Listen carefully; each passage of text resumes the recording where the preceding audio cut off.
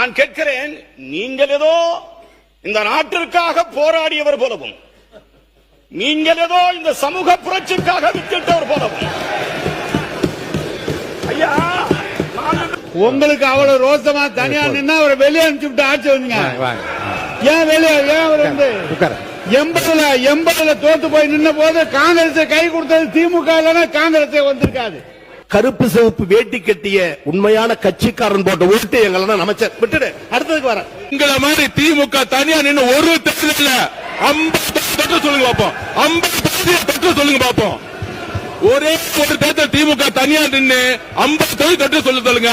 அப்பதான் இந்த கூட்டணி கட்சியோடைய அருமை திமுக தெரியும். ஆதாரம் இருக்கா? ஆதாரம் இருக்கான்னா 30 வருஷத்துக்கு முன்னாடி யார் யாரெல்லாம் சைக்கிள்ல வந்து அரசியலுக்குள்ள வந்தாங்களோ, இன்னைக்கு யார் யாரெல்லாம் மெடிக்கல் காலேஜ் கட்டிருக்காங்களோ, யார் யாரெல்லாம் இன்ஜினியரிங் காலேஜ் கட்டிருக்காங்களோ, யார் யாரெல்லாம் பெரிய பெரிய பங்களா வந்து அரசியல் வந்து பேர் கட்டிருக்காங்களோ, அங்கதான் உண்மையான ஆதாரம் மக்கள் பார்வையில் இருக்கு. மக்கள் தேர்தல் அரசியலில் தூக்கி எறிவார்கள். இதுதான் ஊழல், இதுதான் ஊழல். இந்த ஊழல் சாம்ராஜ்யத்தை ஒழிக்கிறதுக்கு ஆதாரம் தேவையில்லை, மக்களே முடிவெடுப்பாங்க.